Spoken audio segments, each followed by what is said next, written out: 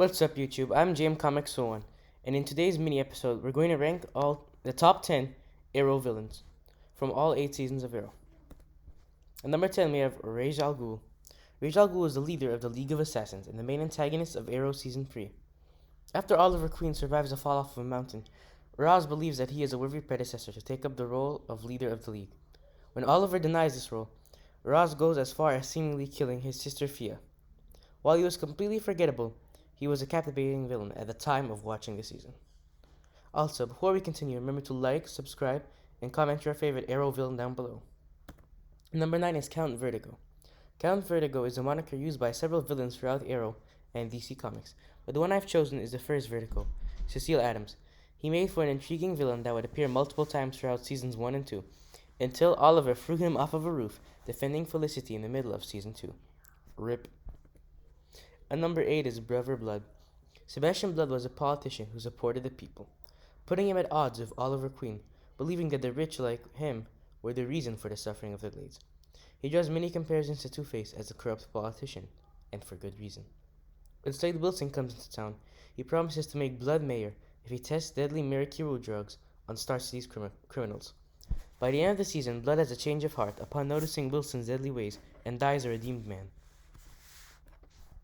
At number 7, we have Caden James. Caden James was the greatest hacker of all time, capable of hacking into any government agency. When Ricardo Diaz the Dragon stages the murder of James' son Owen, he frames the Green Arrow for the murder. Fueled by revenge, Caden takes a personal vendetta against Queen. Upon learning the truth, James quietly accepts his sentence, but is murdered by Diaz the next day, also RIP. If left alive longer, Caden would have been a far greater villain for the Green Arrow. At number 6 is Prometheus. Adrian Chase, real name Simon Morrison, makes it his life goal to make Oliver Queen pay for killing Chase's father. He gets trained by Talia al Ghul of the League of Assassins, learning the mastery of swords, bows and arrows, and throwing stars. He takes his obsession with Oliver a little too far, however, as he kills himself and his wife just so that he can hurt Oliver's close ones. Besides his physical menace, Adrian also psychologically threatens Oliver's belief in his own heroism. The Dragon. Ricardo Diaz is a twisted psychopath and the head of a reinstituted Sailor Vertigo. His mentality springs from his time in an orphanage, bullied by a peer whom he titles the Dragon. For a short while, Diaz supplies John Diggle with performance-enhancing drugs.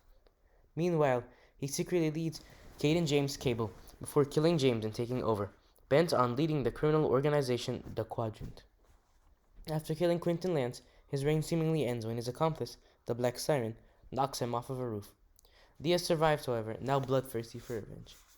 He underwhelmingly dies the next season when the new Arrow catches him on fire, so I knocked him down a few spots for that underwhelming ending. And number 4 is the Black Siren. Earth 2 Laurel Lance turns to villainy after her Earth's Oliver Queen dies. When Zoom, a Flash villain, brings her to Earth 1, she joins forces with Prometheus, Caden James, and Ricardo Diaz before her Earth 1 father, Quentin Lance, shows her love. After Quentin's death, the Black Siren joins the heroes, a redeemed woman, and lives under the persona of Earth 1's Black Canary. She is also one of Oliver's only allies, who remains with him for all of Season 8. While her show, Green Arrow and the Canaries, was cancelled, she was still one of the highlights of the last few seasons of Arrow. Damien Dark. Easily my most controversial pick, Damien Dark is a great villain on a not-so-great season of Arrow. Debuting in Season 4, Dark, a powerful supervillain of the Force, basically, stages his plan to recreate society, the Ark. After losing his wife and almost losing his daughter, Dark gets consumed with his hatred for Oliver, killing the Black Canary in front of him. By the end of the season, Oliver kills him by stabbing him with an arrow. But this is not Dark's last Arrowverse appearance, as he returns for Legends of Tomorrow, greater and better than ever. Our runner-up is Deathstroke.